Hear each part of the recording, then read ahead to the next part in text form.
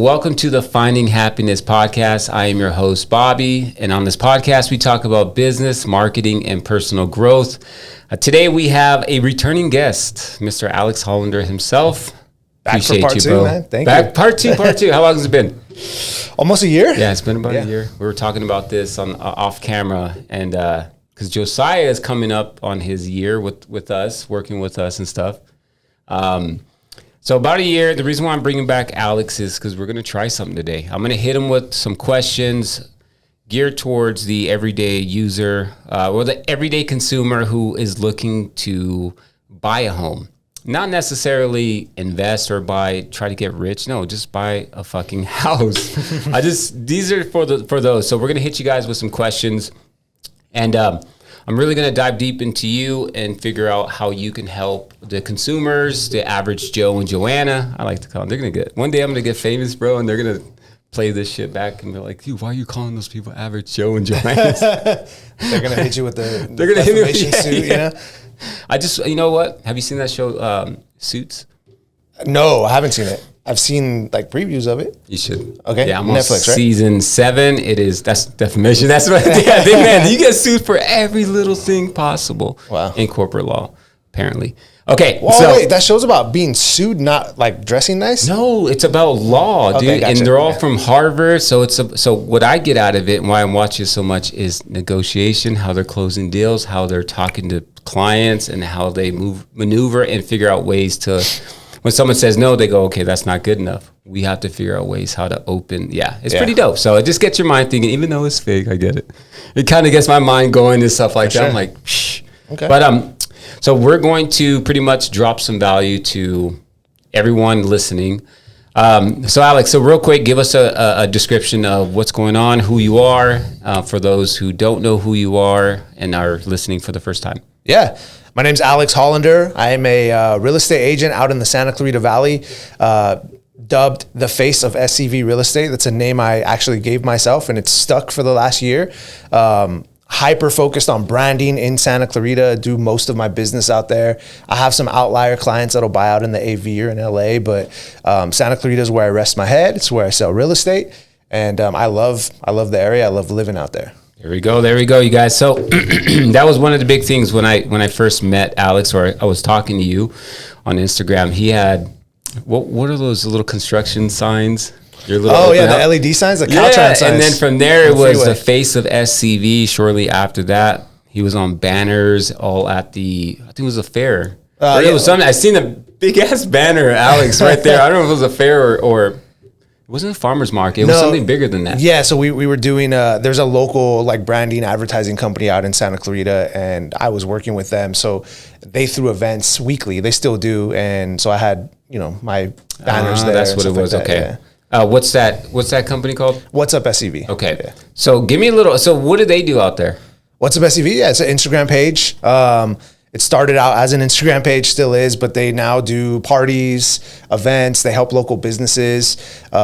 Anybody who lives in that area, if you're on social media, you know exactly What's Up SCV is and what they do. And they're a great resource for people who are looking for information on Santa Clarita, aside from my page. See, I was going to say that. So that's actually pretty badass. So if you can mirror that exact model as an agent or any profession, whatever you do in that industry, that would be it. The go-to place that provides the most information, whether it's a real estate topic or just a community base. So that's pretty cool. And then you partnered up with them pretty early on. Right, yeah. As they were growing, you were right there with them. And honestly, in full transparency, it was an advertising play, right? I paid them to be involved with them.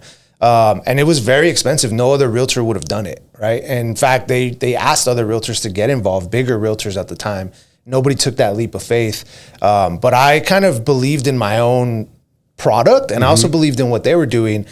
So I took that leap of faith and I did it. I don't regret it. I mean, we blew up. When I say we, I mean like our real estate operation blew up locally, specifically, I think, or at least 50% because of my involvement with them, And that opened up a lot of doors for networking with other agents, for gaining business, and then also working on a referral base with some of the local businesses in the area. So it was a huge win-win for me.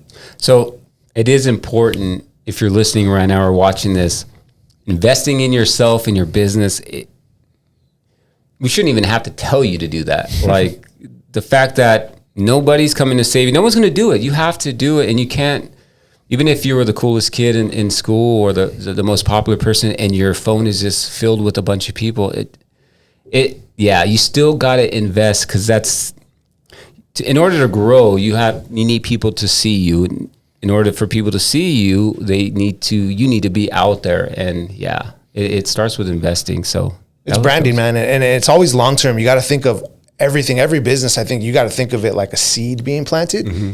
There's no way that you're going to sprout right away, right? I'm 2 years into this business, and I've just started sprouting a little bit, right? I think about other people in real estate who've been around 25, 30 years. They have 30 years, 3 decades of repeat clients that I don't have. So in order for me to kind of even the playing field, I needed to focus on branding to be that face of Santa Clarita, because there's so many other agents out there that are competition to me that just have the longevity that I don't have, right? But believe me, in 20, 30 years, if I still happen to be in this business, I don't plan to be, but let's say in 10 years, if I'm still in the business, I will have 10 years of repeat business and referral business that I will definitely, I not to toot my own horn, but I already see the writing on the wall. Yeah. I will be one of the top agents out there. There you go. So remember that you're only 2 years in, but you adapted, I guess, the model of the entrepreneurial mindset rather than the traditional real estate agent mindset. Those are two different things. Yeah. I came from KW over here in Palmdale, and you had your everyday agents. There's nothing against them or anything. They were agents. They wanted to help out, close some deals.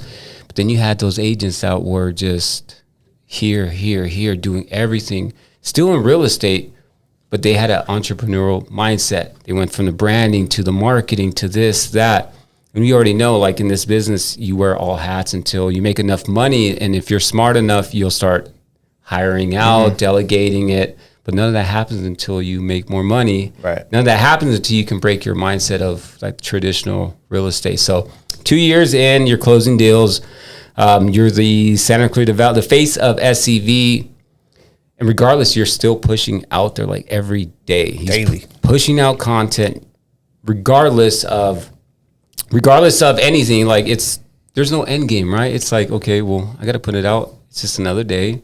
Put it out. yeah, absolutely. I mean, there is an end game eventually, right? But we're far away, removed from that. And I think if you're not utilizing social media, if you're not posting daily, or at least have a weekly plan for what you're posting, you're kind of running around like a chicken with their head cut off. You shouldn't be doing it if you don't have a plan, basically. Yeah, so that goes back to what you're saying right now. So for those of you who are wanting to start posting content or have already, filmed videos on your phone, just don't have the courage to upload it, how many times would you say they should be posting?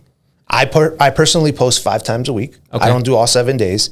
Because on the weekends, I'm usually either with my family busy, or I'm working like open houses, and so weekends I don't really touch too often. I feel because I don't look at social media on the weekends like that. I feel like maybe the general consumer isn't like on it like how they are Monday through Friday when they're bored at work or whatever, But Monday through Friday, if you look at my Instagram page, my social media channels, if you really look at it week over week, you're going to see a very systematic repeat process. Monday, it's the same kind of content. Tuesday, same kind of content. Wednesday, same kind of content, all the way through Friday. If I post on the weekend, it's usually like a family thing. Okay. Like my kid at the beach, or I'm at like a family party, things of that nature. But you get to somewhat unplug a little bit and be like, all right, cool. Saturday, Sunday, I don't feel like talking about, I don't want to tell those people about the home buying. I kind of just, if I am going to show up, I just maybe want to put a picture or something about me and my family without having to sell. So I love that. Now, consistent is Monday through Friday, and then you already have your plan. What some type of content? Great question. Yeah. What is some type of content that you put out, and what is the reason why you put that out? Yeah. I mean, it alludes to what you were just saying about, I don't want to hit them with another home buyer, home seller post. Like, for sure, I have that type of content. It's there. But as I've nuanced into social media, I've noticed that I stopped doing a lot of that, right? Those are far and few between. Maybe once a week you'll have something of that nature. I try to do a lot of community focused content. If you look at my page, you're gonna see Santa Clarita, Santa Clarita, businesses, stuff that's going on in the community. And maybe I'll sprinkle in one like, hey, if you're looking to buy or sell, hit me up. So yeah, content like that. I literally will go, to local businesses and post one local business highlight. I call it my hidden gems like segment once a week.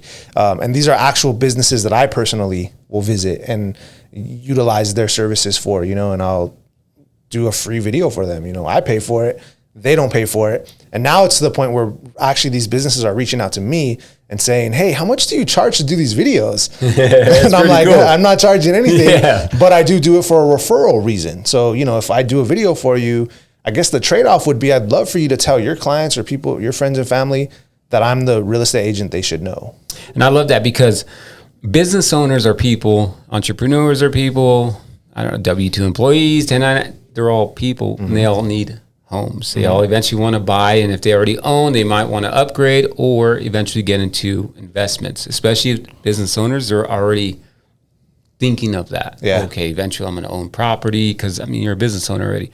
So it's good that you connect that way because at the end of the day, even if they kind of died off, you didn't see them that much, they'll always remember that video because it's always tied to their social media. And then whenever they want to, I see this all the time. You'll post a community video a while back and they'll still repost that because they don't have any other content. So they're always going to repost that video you do for them because it's always good and it promotes them, not you. Yeah. So that's the secret though. It lives forever. Like last week I was at church and I'm just sitting in church like there and the pastor's preaching a message and he just randomly references me. That's cool. He's like, that's and cool. I got my brother Alex here. And what I love about what he does is like, he posts social media content, lifting up other local businesses. And most of the time it's not even about him. It's about the business.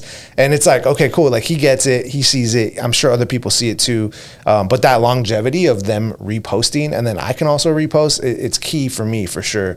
And I'll tell you one thing, of all the schemes, of all the like lead sourcing that we do, when I started posting local businesses, that was the only lead source where it was like an immediate referral. Well, that's pretty cool. Like my last 2 closings were directly from business owners in the community who I've done videos on, who sent me their niece, sent me their uncle, right? And we just closed deals. That's easiest. Badass. Okay, so I love this because when you do free work for someone or you give them something and it's good, like it's not just giving it, because I'm going to get something back. No, you're giving it, but the result of giving it to them and it's something good, they'll feel like they owe you. And it would be like a good feeling, not like, oh man, I have to make sure. No, they'll feel inclined to be like, I want to help you. Right. I want to help you by my niece. Oh, go over to Alex. He did this cool video and stuff like that. Right. So that continue doing that because that's pretty cool. And then it's cool because it allows those business owners, they're doing exactly what you're doing. They're trying to grow their business. They're trying to change their life exactly how you're doing. So it's always going to be a win-win. It's just how long can you stick it until you get your wins and then you're like, yeah, let's keep doing it. So right. All right, we talked about social media for a bit. For those of you guys are using AI or not using AI for real estate agents on social media, are you using AI? And if so, is it benefiting you or is it, Yeah, I am absolutely using AI in several different assets of my business in real estate. It's a game changer in the way that we produce content, right? Like I have a team that makes content for me. But then I get that content and I can spread it out. I can kind of improvise it. I can reutilize it. So it spreads things out, puts a lot more longevity in the content, but it also makes writing scripts, writing content, just writing the content, it makes it a lot easier. So something that would have taken me 30 minutes to do now takes me 5 minutes to do. And so AI is definitely like a game changer when it comes to both content, when it comes to copywriting. That stuff is just game changing for sure. And you're right. It allowed you to move that much faster into your goals. You're not using AI and then sitting around doing shit. You're using AI so that it clears up the small task of writing a description for a property or a video captions for a video. Instead of taking 3 hours, you can run AI and it'll take care of it for you in less than 10 minutes, roughly, or 20 minutes maybe. But then you have the rest of the time to go out and do what you got to do, whether prospect, more calls, more content, whatever it is that you choose to do. You're just using these tools to speed up that process and to close more deals or do what you got to do. And that's base level AI, right? That's that's base level. That's the simple free stuff, right? If you get really into it and you want to really maximize and be efficient, I have an AI assistant. See, like her name is Raya. Like she has a name, you know what I mean? And like she literally is texting for me my clients or potential, like all my lead sources. She's sending them messages periodically and engaging in conversation that sounds and feels real. And the minute that she understands that they're looking to, take that next step in a real estate transaction, she forwards it over to me. There you go. And it's almost like she's a real person, almost to the point where I refer to her as she, you know what I mean? There you go. See, and that's they, them, he. But that's one source of AI that, it's like, if you're not spending the $100 a month for that, I have a database of, 750 potential clients, right? I can't text all 750 of them every day or even every month, but Raya can. Yes. You know what I mean? And so stuff like that. And there's other AI type programs out there that can be utilized for all kinds of different things. It's just, you got to dive in. You got to innovate in your business. You're going to see all this stuff and it's like, oh, okay, cool. You have to know, will this help me or will it distract me? Right? Yeah. I mean, you're going to see all these different ones. Okay, if you're not doing any video editing, don't worry about that stuff. But if you're doing, I have a lot of copyright for listings. Well, now you have ChatGPT and like other ones. But you got to innovate in your business and see what you need done faster what allows you to give you more time so that you can actually make more money or prospect more, get on the calls, whatever you need to do. So that's pretty cool.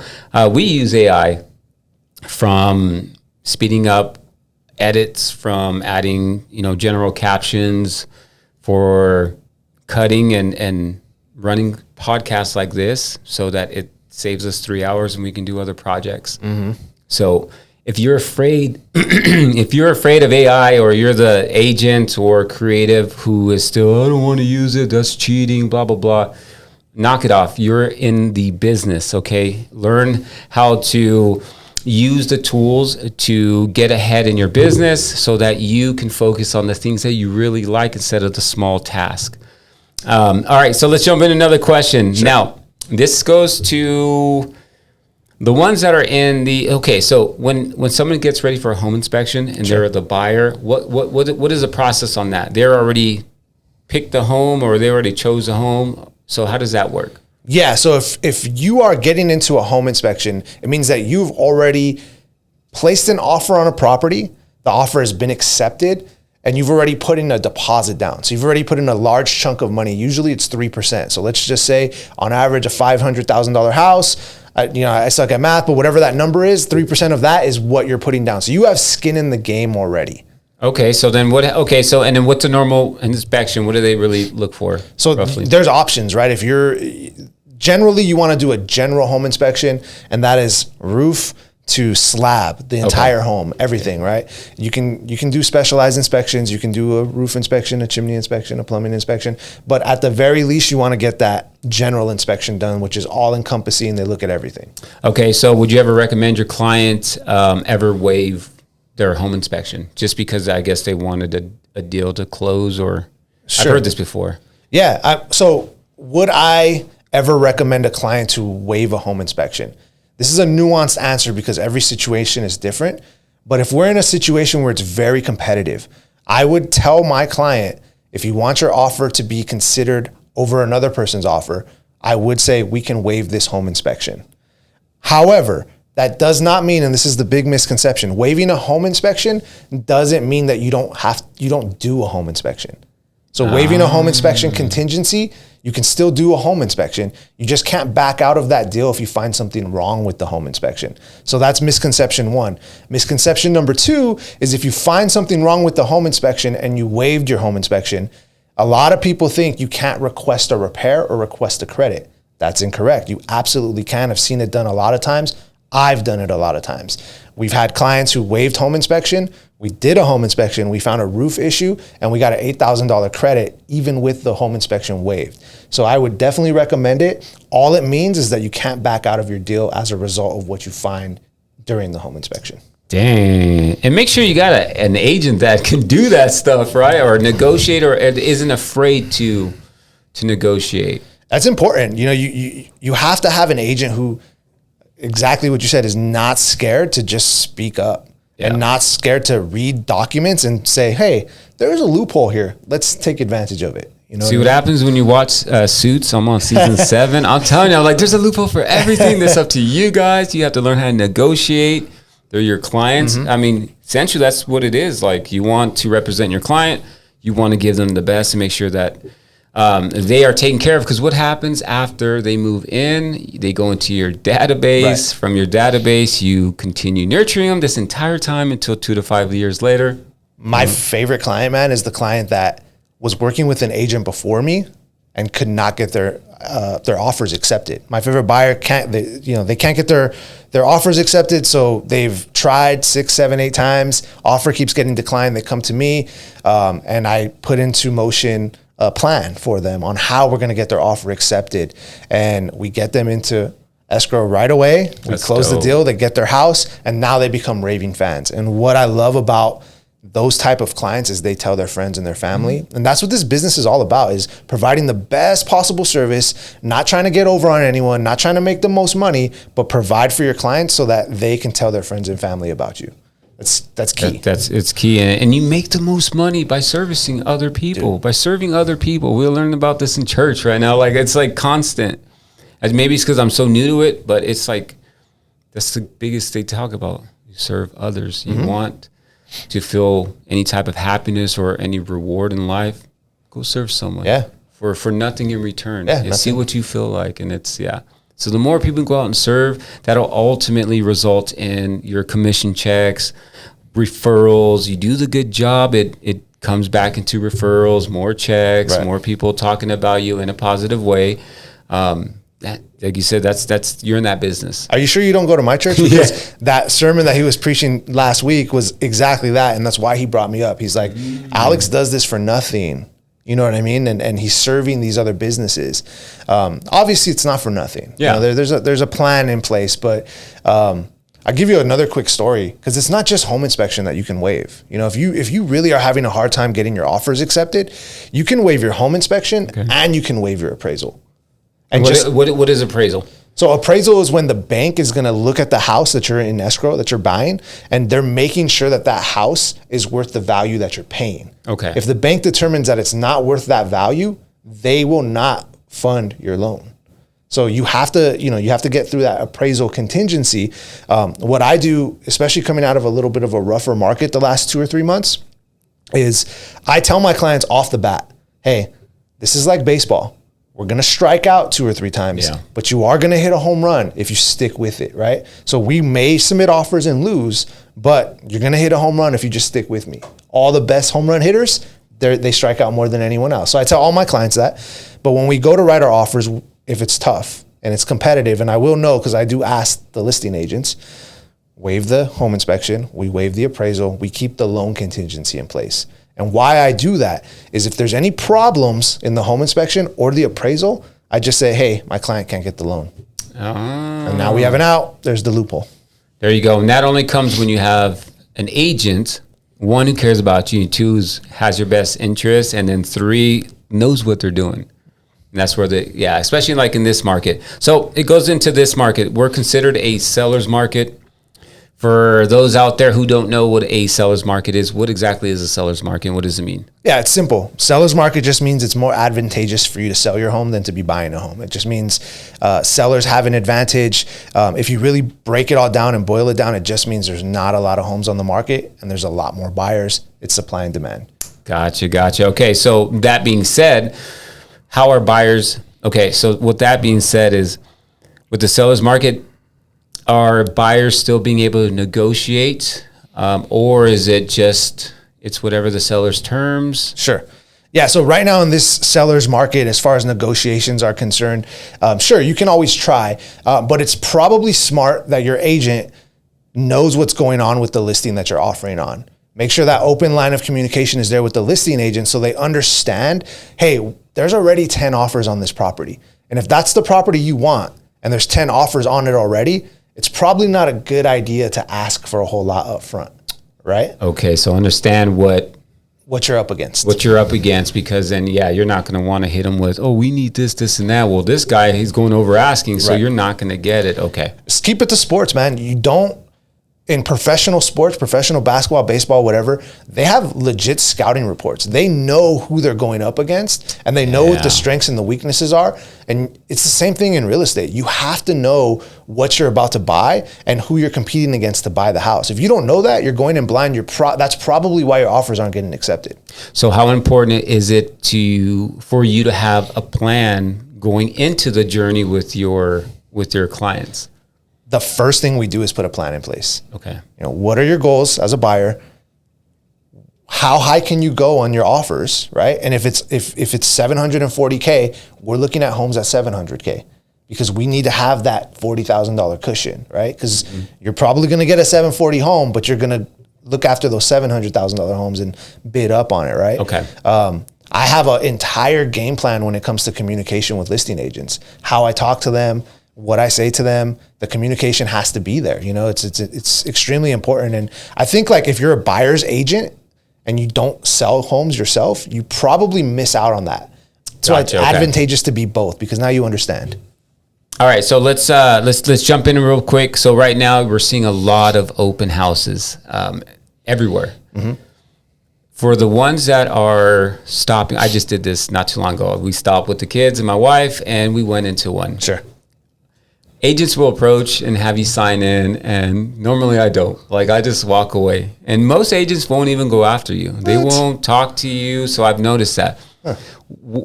And the reason why I don't say nothing is I don't know what to ask. Besides, well, how much is this house? Like, sure. There has to be better questions to that. So what are some things that we should be asking at an open house when we're viewing properties? Well, before we go there... I'm curious whose open houses you're going to. The only reason agents even host open houses that are not their own listings is to talk to you. Yep. Like that's the point. That's the reason why we're there. For me, I have a digital sign-in station at my open house. Okay. Right. It's very, it's not aggressive. It's just an iPad on a tripod basically. And you can't come in unless you type in your info. Right. Oh, I like that. And I just say, hey, the seller requires it. You're coming into someone's house. Like you would probably want you would want to know who's coming in and out of your house as well. So that's step one. And then it's a very casual conversation. I always say the same thing.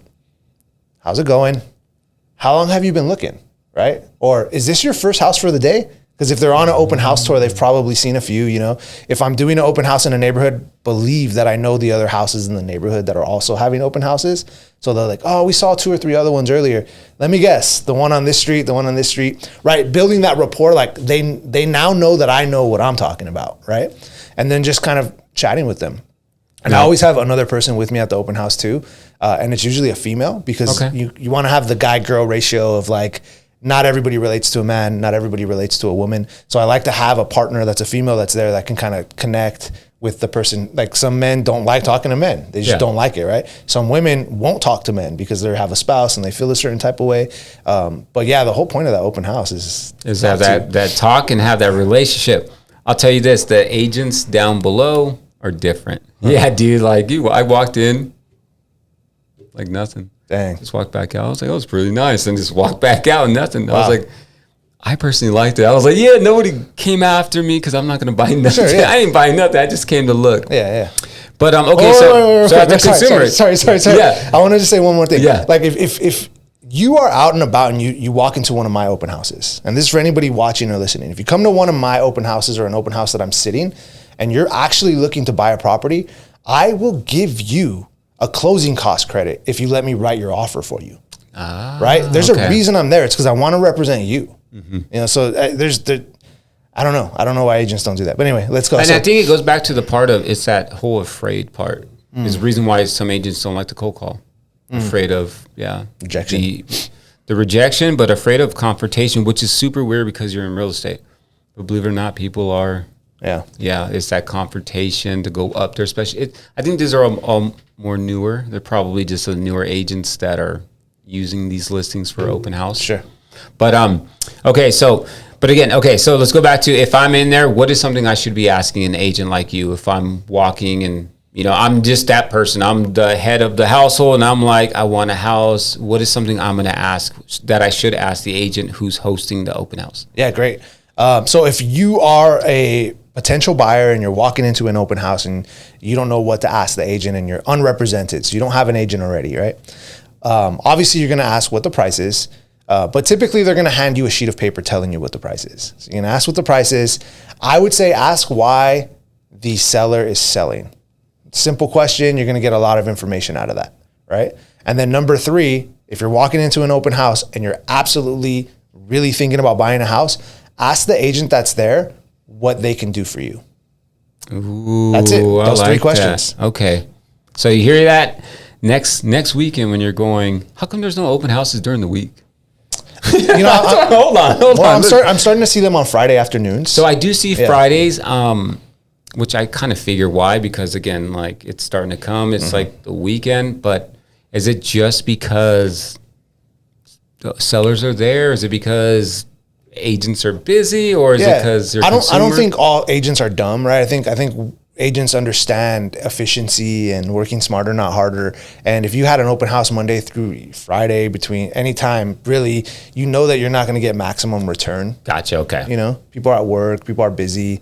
On the weekends, you got people coming home from church.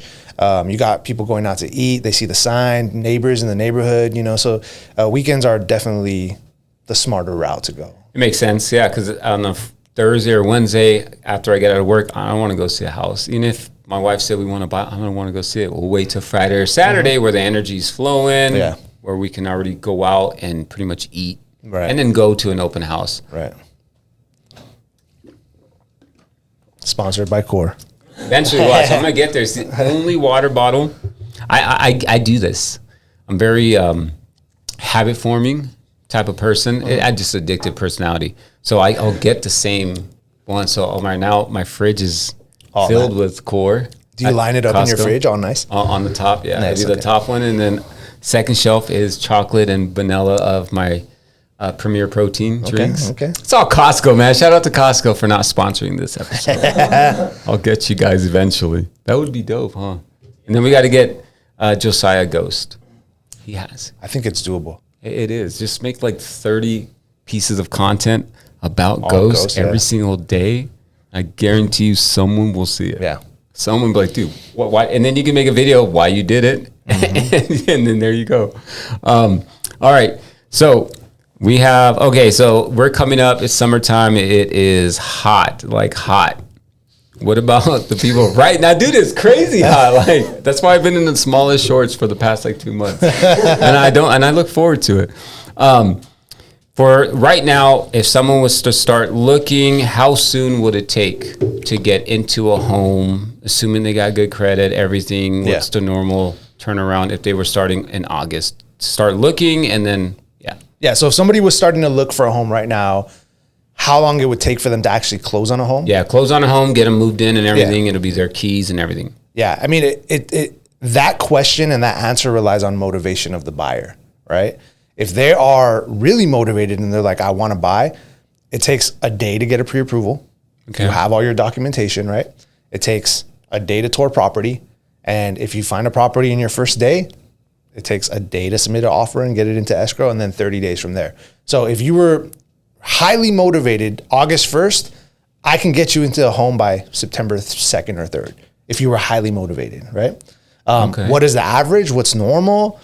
2 months. Oh, 2 months? Yeah, because people aren't really that motivated. They want to look at a few homes. They want to shop around on their rates and things of that nature, and then negotiate things. So it all just is based on your level of motivation and how quick you need to get a home. Gotcha. So those of you who are motivated, it doesn't take that long. I mean, anything we do, like as long as, again, if you're motivated, that means you have a plan. Most likely you're ready to go. You've probably been seeing houses and stuff like that. So it doesn't take that long. I think the media or interest rates, all that stuff makes it seem like it takes a lot longer. But no, you can have a house. You can get into a new home of your choice. Well, yeah, of your choice, because you're going to choose it regardless before fall. Now, does this still happen around winter time? Or Sure. does it kind of change as far as, well, it's starting to slow down, it kind of takes longer because of holidays, or? Well, going back to the last one, to give you a real life example of like time frame to close, I had a client who was a referral come over to me. She was living in Arkansas. And she said, hey, I'm going to be in town July like 11th or something like that. It's like, great, I'm coming back from vacation the day before. We can take you out. She already had her pre-approval. Everything was set. Weeks in advance, we had scheduled the first day for tours. We saw 3 properties that day. And she loved all 3. We wrote offers on all 3 of those properties. We got 2 accepted. She chose the one she really liked, right? There you go. We closed that on Friday. So that was less than 25 days that we closed that escrow with her. So she moved in. You guys shot the move-in video. Yeah. And a really nice, motivated girl. So again, if you're there and you're ready, we can get you in quick, right? And then to answer your second question in regards to the fall and the seasonality of real estate, I think it's better as a buyer to buy a property in the fall. Okay. Yeah, I think that if you're looking in the spring and in the summer, you're going to have a lot more competition. Less people are buying homes in the fall and in the winter because their kids are in school already. Gotcha. Okay. Right? Nobody wants to uproot their children. So you no longer have to fight against that crowd of people to kind of get your offers accepted. So in my opinion, in the last 2 years, as far as seasonality, I love working with buyers during the holidays and during the fall, winter timeframe, just because it's a lot easier to get your offers in and accepted. So you hear that? There you go. So if you don't have to move, it'd be the time to start planning, to figure out what you want, partner up with an agent, to be like, look, this is a goal of ours. We do want to own a home. Partner up with an agent, right? I mean, because even if it's 6 months to a year, it's better to have a plan so in action. Yeah, the minute you're thinking about buying, you need to reach out to an agent and figure out a game plan, because they need to introduce you to a lender, right? You need to get that information so you know exactly what the next steps are. You know what you have to pay. A lot of times you might think, I have X amount of money saved up, I'm going to go buy a home, but you haven't spoken to anybody, so you don't realize that there's other costs, there's other things involved. Or maybe you oversaved, right? And you waited too long because you thought you needed all of this much money and you really didn't. And it's always good to have more money, but every day that you don't own a home in California, you're actually losing out because home prices just consistently are going up. Okay. Are people at all refinancing? Are people refinancing? I think so. In California, I don't believe that there are too many people refinancing right now. And you're seeing that effect ripple through the lending and the mortgage industry, where there's a lot of lenders who came in last year and the year before who are no longer in the industry because interest rates were so low a year and a half, 2 years ago, right? And now they're so high, and they're not even that high, but they're just higher. And it doesn't make sense for people to refinance unless they really need the money. What we are seeing is something called a HELOC, home equity line of credit, where they're borrowing from their home with the intention of paying back, and they're just using that money to maybe do upgrades on their home, to buy a second property for rental income, things of that nature. But as far as refinances, far and few between, for sure. Do you recommend homeowners buying a rental property to generate income? Because I'm going to be real, dude, it's just a lot of work. Yeah. And I always hear agents, you should buy another. You should buy your first investment property, this. I mean, it sounds cool, it sounds sexy, but how would you determine whether your seller is ready to actually buy a short-term rental, to even go that route or long-term rental? Man, so a lot of the questions that you asked, they're kind of like open-ended because, no, really, I mean, it doesn't make sense to buy an investment rental property. Absolutely, it's the fastest way for you to just, as long as you cash flow and you know what you're doing, it's the fastest way for you to get both equity and money, like money every single month, plus you're building equity. It's a no-brainer if you're comfortable with it, right? Mm-hmm. But you have to have some money. You have to have expendable money to spend on that property. So that's going to eliminate a lot of people, right? And then B, you're going to have a good agent working with you who's going to advise you on what is the best move to make, right? So I've worked with, in the last 6 months, I've worked with 3 people who bought rental properties, right? Bakersfield, Lancaster area, and they're just buying these properties as second properties. They're not trashed. You know, they're not going in there to flip and turn them around. They're pretty turnkey, but we got a good price, especially in Bakersfield. And the rental value's there. If you can make, you know, $400 or $500 a month on a property, why not? It takes a certain person or a certain, I feel like, because I see a lot of, I'm in houses with some of these sellers, and some of them will talk. I'm like, dude, there's no way you're going to, like, just based off of everything you told me, oh, I'm not sure, this and that. Like, you can't talk like that if you want to. Right. You have tenants. Yeah. Now, they're going to come after your ass. Decision making real quick. Yeah. So that's pretty cool. There's also property management companies that you can hire. Yeah, that's true. You know, so like, I think like the biggest issue with the whole rental thing, right? Becoming a property, like owning property and renting it out, is that people are thinking baller status. Yes. They're like, I'm going to get rich right away. And that, just like everything in life, that's not the case. You know, you want to buy a property for equity. That's the real play. And the equity play is like a 5 to 10 year play. It's not a turnaround play.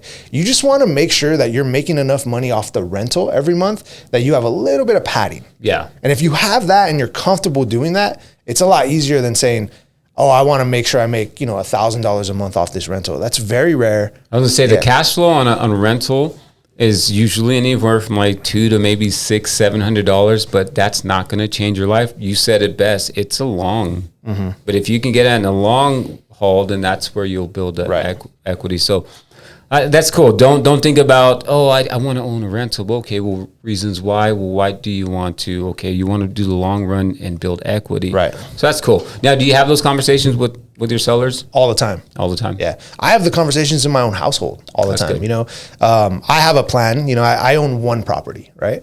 I can buy a property right now, but I'm thinking about my kids, right? I got 4 kids. So what do I want to do with them? How do I maximize what they're doing? So my game plan is when my oldest daughter in 2 years goes off to college, we are putting all our funds aside to give to her to purchase a property. There you go. Wherever she's going to college, whether it's a beach town, whether it's middle America, wherever she's going, we're buying her a property. A 3 or 4 bedroom property. That's the game plan set in stone. That's what we're doing. That's what we're prepared for, right? The goal is that she's going to live in that property. That's going to be her rent-free place to live. But she's going to find renters, and they're all going to live in each one of those rooms. There you go. And they're going to pay the property mortgage. House hacking, baby. Basically, right? And the goal being that if she can actually maintain that property for 4 years while she's in college, right? Then she will be rewarded by being put on title. That'll be her home, right?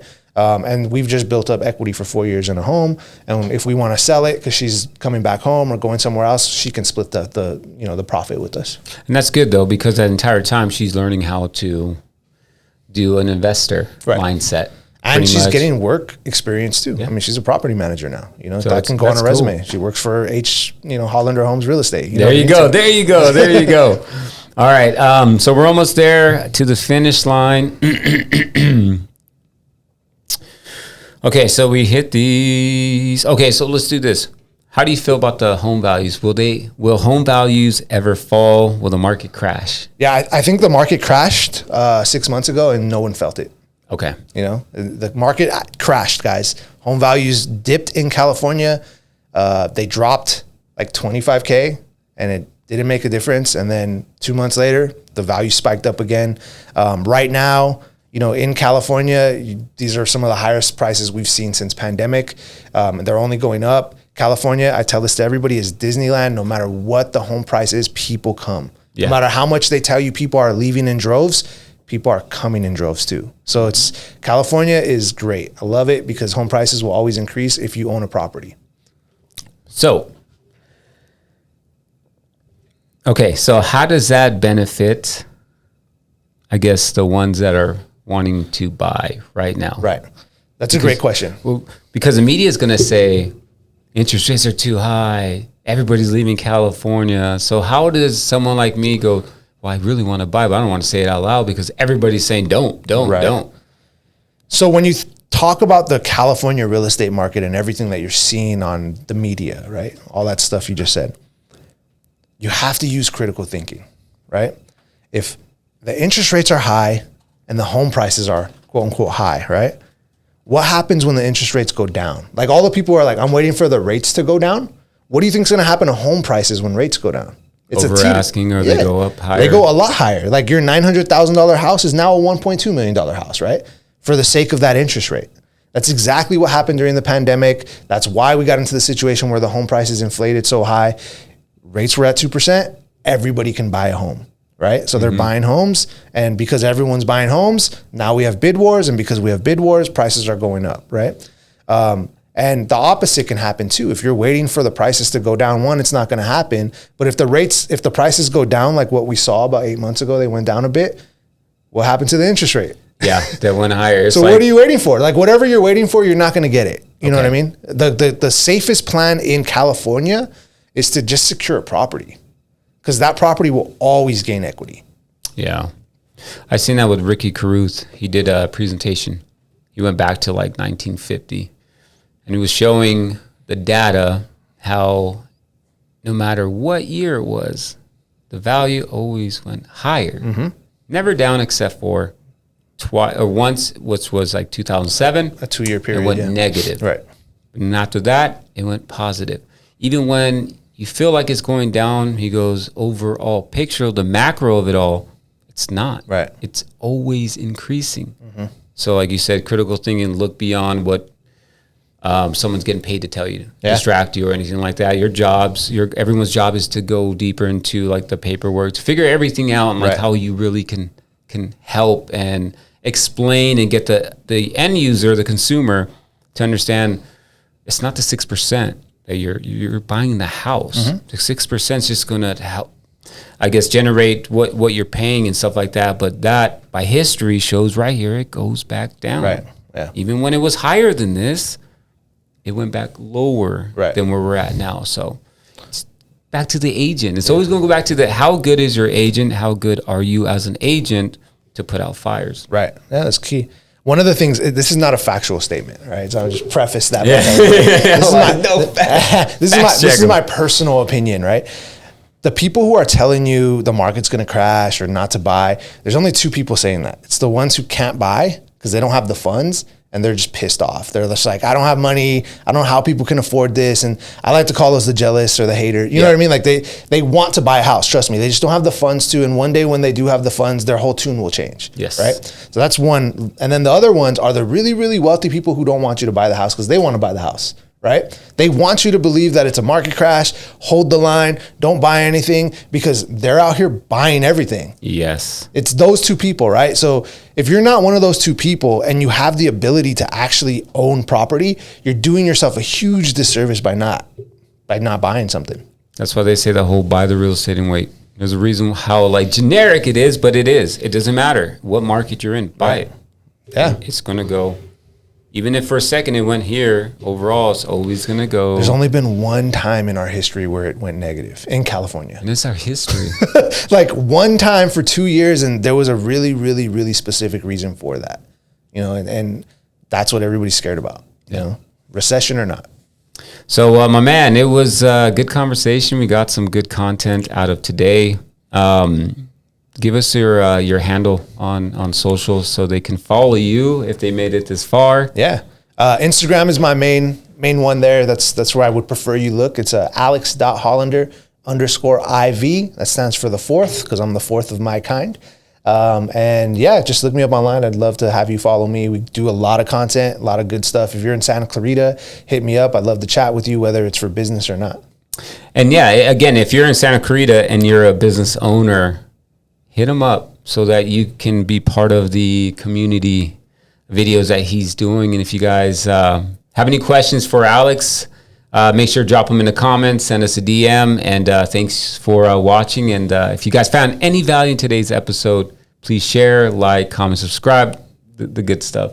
But we'll see you guys next week. Peace. Peace out.